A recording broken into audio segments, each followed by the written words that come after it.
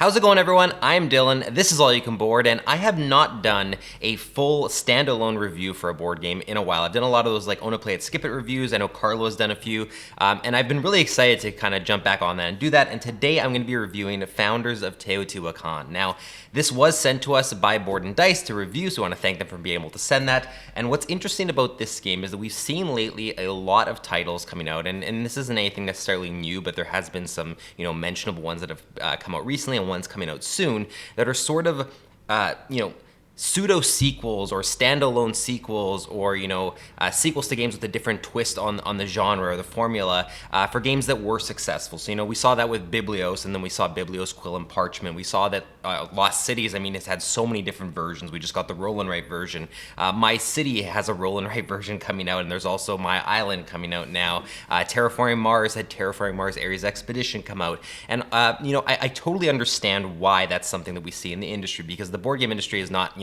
necessarily this industry that, you get a hit and you become, filthy stinking rich with your game and you're, a massive success and you can kind of ride that wave. Like certain games in our industry become, renowned across, almost like break down the barriers of the genre. Games like Wingspan or Catan, if we want to go back a little bit further. But it's a little bit harder in the board game industry to have something that has that kind of staying power. So when you have something that lands like, Teotihuacan or like Lost Cities, I understand the desire to come back and say, okay, well, let's keep that brand, let's keep that name recognition going and come up with another game that, does a twist on the type of game it is or takes elements from that and inserts it into a new game. What I don't like about that sometimes is that there's certain games where it feels like we didn't need that, or when you play the new version, it feels like, okay, I see the DNA that you're taking from the original, but it doesn't work in this environment. The example I'll give is Lost Cities. The Lost Cities Roll and Write is not a bad game, but it doesn't, make a strong case for existing. And Lost Cities is such a great game, and what makes it great, I feel like some of that was lost in translation to the Roll and Write, which makes it even more questionable why we needed that version. So I came into Founders of Teotihuacan, all that to say, with a little bit of trepidation, kind of wondering, are we going to see? Where is this going to end up? Is it going to end up being a game that has a reason to exist and carves out its own niche because we're changing genres a little bit and the gameplay design and whatnot? Or is it going to feel like it's sort of just cashing in on the name recognition of Teotihuacan and really you're never going to want to play this over the original? That's all a big sort of introduction to this review. I'm going to jump in and talk about exactly what this game is first, give you a little bit of an overview, and then we'll jump into sort of my thoughts, what works and what doesn't. Okay, so Founders of Teotihuacan is a tile placement game for 1 to 4 players, and every player is going to have their own personal board that's divided into 4 quadrants. There's also going to be a main board, and on that main board, players are going to be able to select different polyomino-esque tiles to add to their board. There's going to be temple tiles as well. There's going to be a bottom section to that board that's sort of a bunch of influence actions, and all those actions will allow you to also acquire tiles, resources, do a bunch of different things. And everything you're doing is to add tiles to one of the 4 quadrants on your board, or the temple in the middle. Each of those 4 quadrants, you can only add to them depending where your architect is. So you have this little architect meeple that basically, let's say it starts on the top of your board. That means that you can only add tiles to the 2 top sections. It then is going to rotate to the side. Now you can only add to those 2 right sections. So you're never able to just add tiles wherever you want. You're limited to where this architect meeple is facing, which causes, a lot of thinking in advance, where you have to say, okay, if I want to add a certain color tile here, for instance, I have to wait until this architect gets back, but there's a limited number, so they might be gone by the time I get there. So there's different things you're considering like that. And basically the way you're going to score at the end of the game is you're going to look at all the temple tiles in the middle, and depending on which quadrant they're in, and sometimes they can be in 2 quadrants, like they can be sort of on the line that splits the quadrants, you're going to look at the color that's represented on that temple tile, and it's going to score 2 to 3 points for each color tile that is in that quadrant. So you're trying to line up certain colors with certain temple tiles, but to be able to acquire these, you need resources, and to get those resources, you need to place buildings that give you resources. So there's definitely a lot that you have to think about and a sort of a process to get to that endpoint goal, but there's a very limited number of turns. And so it's a very tight game. You don't have a lot of turns, especially if you play with 3 players, which is something we'll get into after.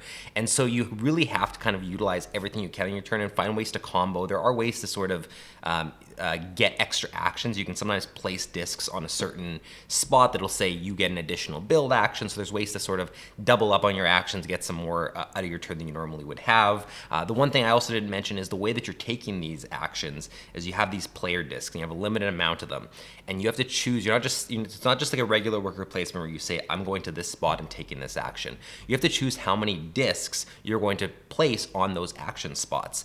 The amount of discs you place is going to determine the strength of the action you're taking. So for instance, I may place a single disc, which only allows me to take a tile that's up to 2 in size or 3 in size. Whereas if I place all my discs, I can take a tile up to a size of 4 or 5, and suddenly, I have way more options. I'm covering more spots on my board. The cool thing here is that if someone has already placed tiles but isn't at the maximum for a spot, I can add on to their tiles and their discs, I should say, and their discs will count towards my action strength. So let's say I'm playing with Carlo, and Carlo places 2 of his discs onto a spot, and I should have mentioned, all spots already have a single generic neutral disc on them with a bonus action, so you kind of always have a strength of 1. So if he places 2 of his discs on a spot, he has an action strength of 3.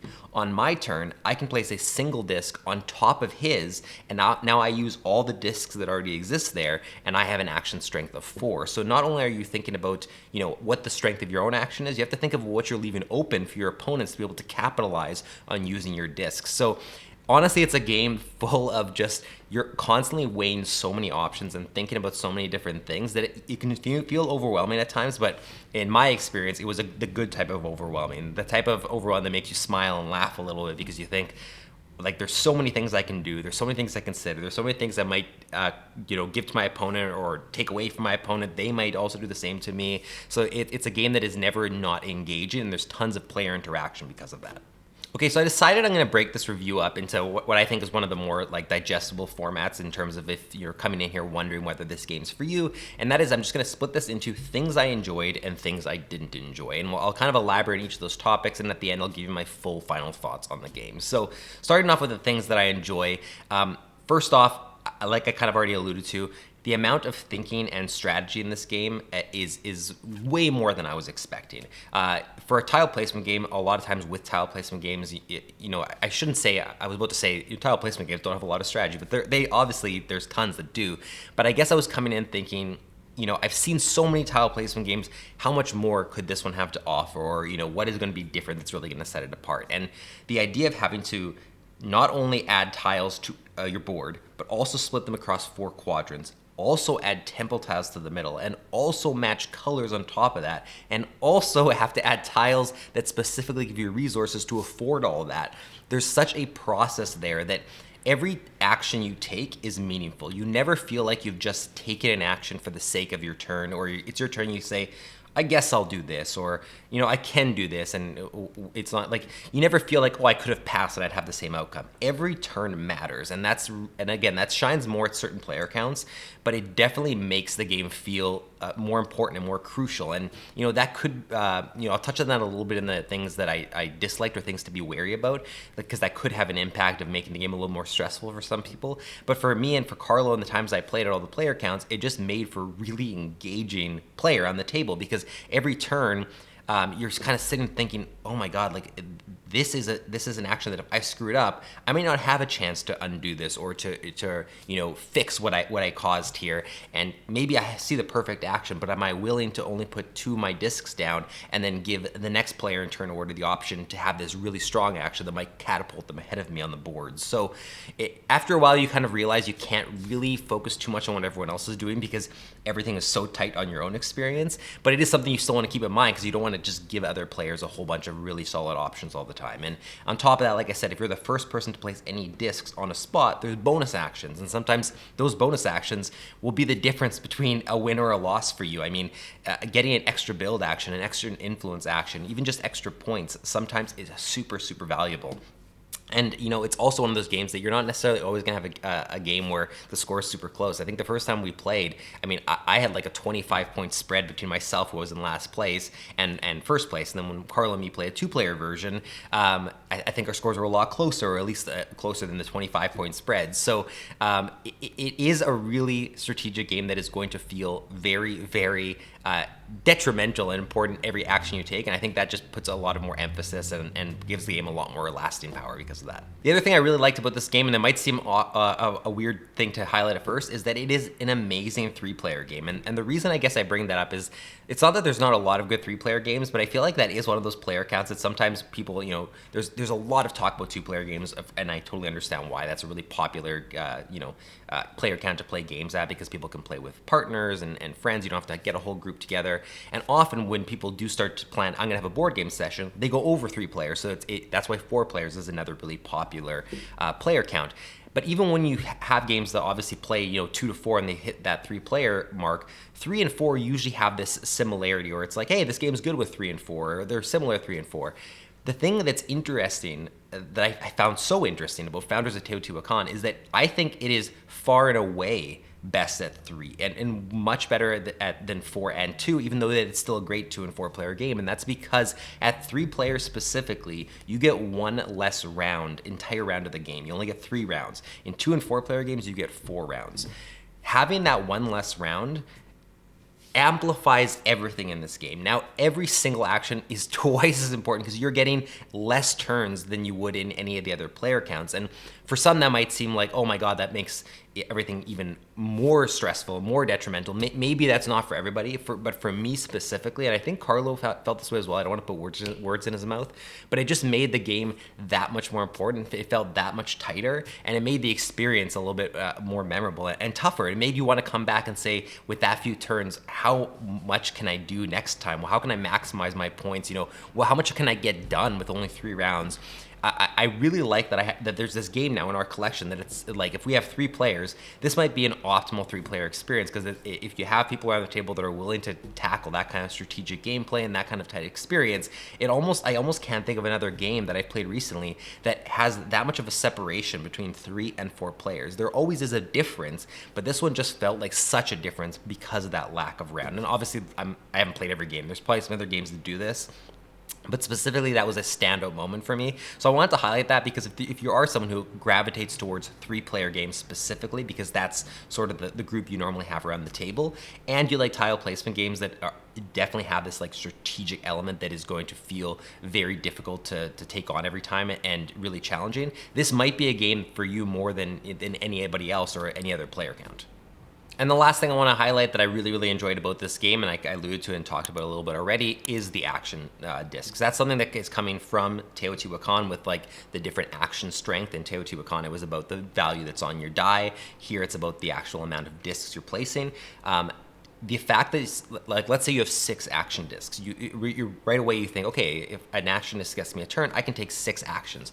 But generally, that's almost never going to be the case. You're always going to likely want to use multiple discs to get stronger actions. Sometimes it's going to be necessary to accomplish what it is you want to do. And because of that, there might be some turns you only get, or some rounds you only get 2 actions.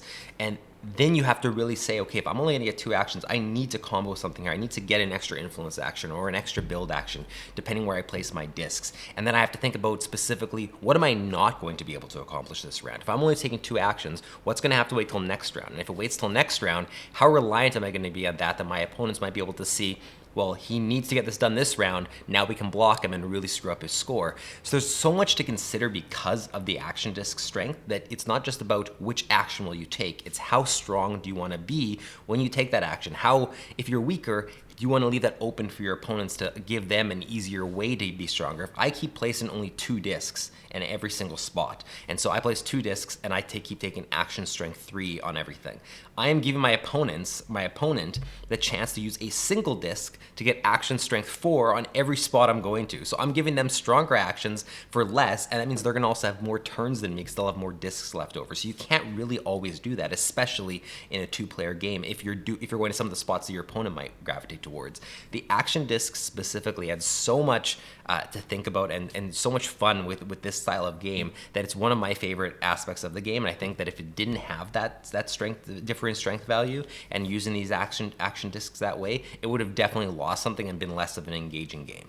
I think I said at the start of the video I was going to talk about things I didn't like. I'm going to hesitate to call this section that, because some of these things will be things I didn't personally like. Other things are going to be things that I think there's a chance others might not like. Because this isn't just all about me. I'm reviewing this so that hopefully people can watch this, you can watch this, and get an idea if this game's for you. So one of the things I want to mention with a lot of the things I've talked about here is that this is a stressful game. If you're not looking for a stressful experience, and the reason I want to highlight that is because tile laying games, you hear tile laying, and a lot of times you think, oh, that could...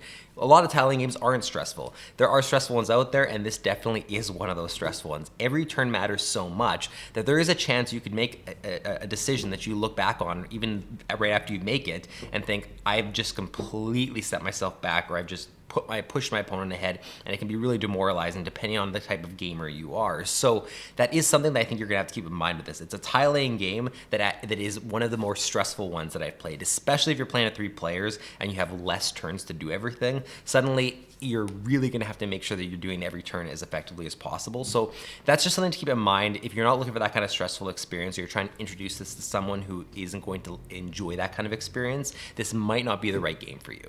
One thing I didn't like, and this is kind of a really minor thing, but it is something I wanted to mention, is there's one specific influence actions spot that you can take that basically all you do is you have this little marker. Every player has a marker on it, and it just moves your marker up to the next spot. And on that spot, you gain points, or you can exchange one of your end game tiles for another one that's on the board.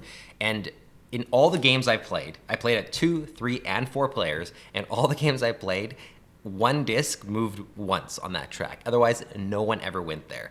And for all I know, it's actually a really strong spot, and we're just not utilizing it properly. But I found that in a game where every action matters so much, and there's so many things to build, and there's so many other things you want to be doing with your actions, to just go to a spot and say, it felt like a fallback action, something you'd say like, oh, I have nothing else to do, so I'll just move this disc and get 2 points, and yeah, sure, I'll exchange this endgame tile.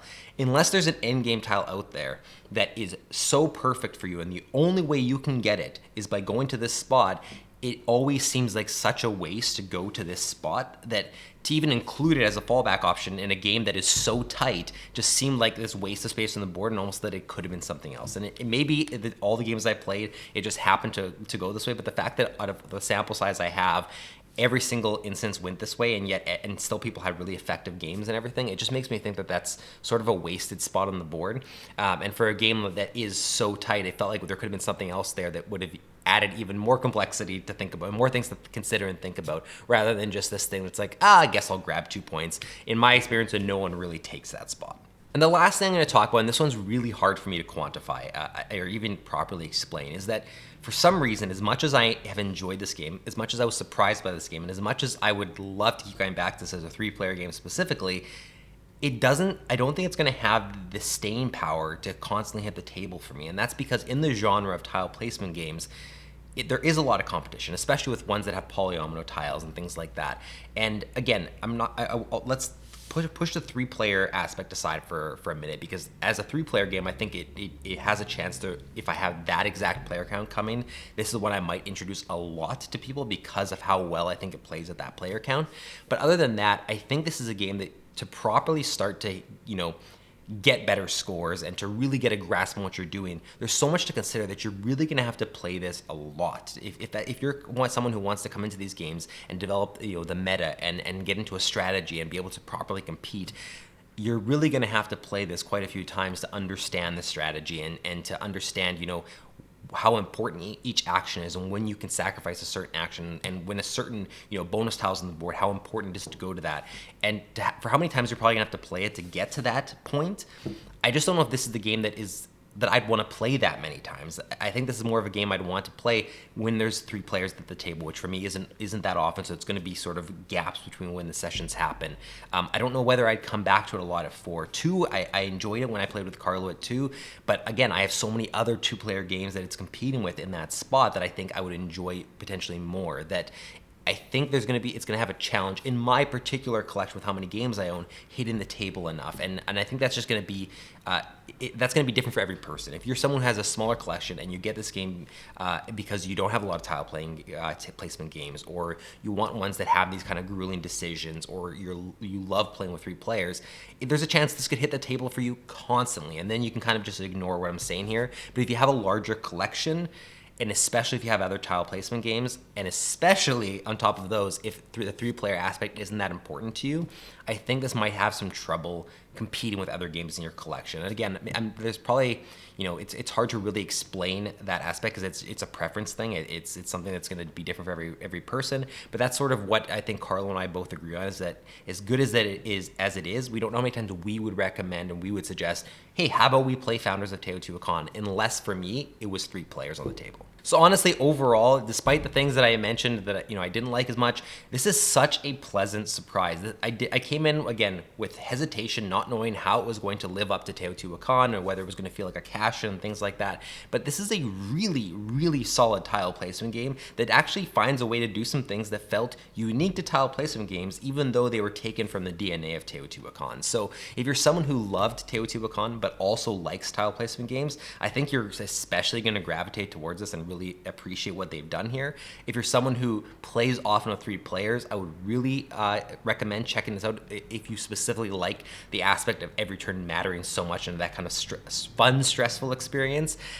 Or just in general, if you love tile placement games and you just want to try some more and see other ones doing new things, this one does enough that feels new and sort of novel that I think it's worth checking out. I honestly, if I had to pick one word to associate with for a review of Teotihuacan, it would be surprise, because I came in, like I said, not being sure, and I left thinking from every single one of my sessions, that was a lot of fun, and this is a really solid game. So honestly, that's the biggest takeaway here. If anything I said here resonates with you or makes you intrigued, I really would find a way to either play it somewhere to check it out, or if it sounds you're interested enough, just pick it up for yourself. I don't think you'll be disappointed. It's a really solid tile placement game, and I had a ton of fun with it. And again, big thanks to Board and Dice for sending us this copy to review. It was a blast to be able to play it. That's the review of Founders of Teotihuacan. It felt good to do another standalone review. I'm going to be trying to do more of them, and Carlo and I'll be trying to do some other reviews in general, even both of us on camera as well. If you like this video, consider subscribing to the channel if you haven't already, or tell some friends. You can find links to our Discord, our Patreon, things like that in our description if you want to support us or find other ways to chat with us. Otherwise, thanks so much for watching, and we'll see you next time.